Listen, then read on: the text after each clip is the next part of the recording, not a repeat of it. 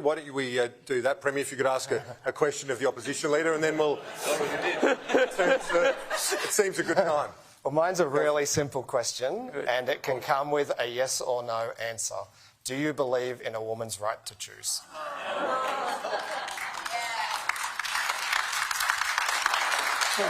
Yes or no? Well, it probably won't work for his TikTok, but yes. Oh, that got you, didn't it? Why'd you vote against Yes. it? Why'd you vote against it? My question to you, Premier. Premier, it's the People's Forum. So I'm not going to ask a question. I'm going to get a brave Queenslander to ask a question. This one's from Victor White. Victor White's wife, Violene, died. She was killed when she was going shopping, allegedly at the hands of a repeat young offender out on bail. You went to Victor White's house and then you went and did a media conference and you said nobody could possibly say that that death was preventable. You never went back to Victor's house, so he's asked me to ask you this. Surely you don't believe that someone who is out on bail, an alleged repeat offender, surely you still don't believe that that death wasn't preventable? Well,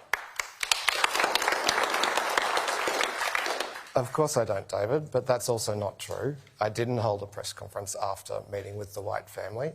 Obviously, that was an awful tragedy. I've also met with Cindy several times since then, and she has phoned me several times since then. I often meet with victims of crime, but I don't make a big deal about it. I express my sympathies to them and look for ways that we can help them and support them.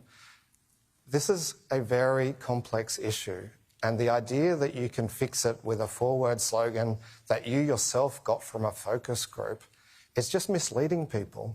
Well, what it takes is a comprehensive plan informed by the experts, and you cannot find a single expert to say that your plan will make any difference at all or prevent a single crime.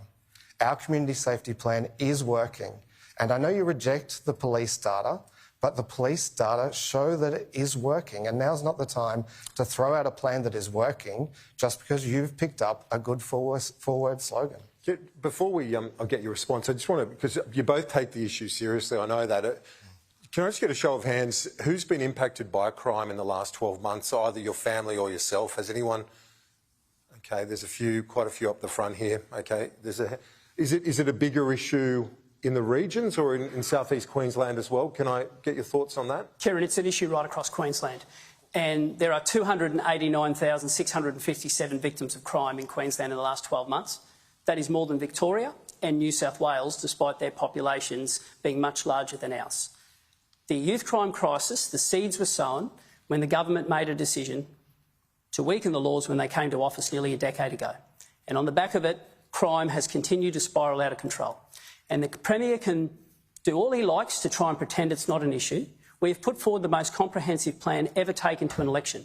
And if government changes by the end of the year, the Making Queensland Safer laws will be laws. Adult crime, adult time. Detention as a last resort will be removed and the rights of victims will be embedded in legislation.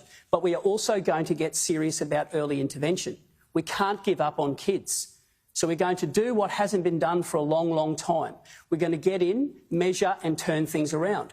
When a young person leaves detention, at the moment they have a 72-hour plan. And we found out during estimates, half of them don't even get access to that. Every child will have a 12-month plan, 6 months intensive, to give them every hope to turn them around. We're going to have youth justice schools. We'll have remote sentencing options for those kids as another option rather than putting them in jail. We are serious about this. And the only people denying there is a youth crime crisis is the government that created it. And I'm urging you to vote for change because it is important that we deal with it. It really is. Premier, is that a fair characterisation? Are you denying the crisis that exists?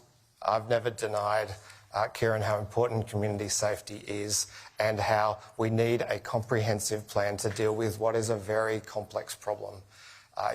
We do need to invest in detention and make sure that those detention facilities are rehabilitating young people, but we need to intervene before that to prevent crime before it occurs.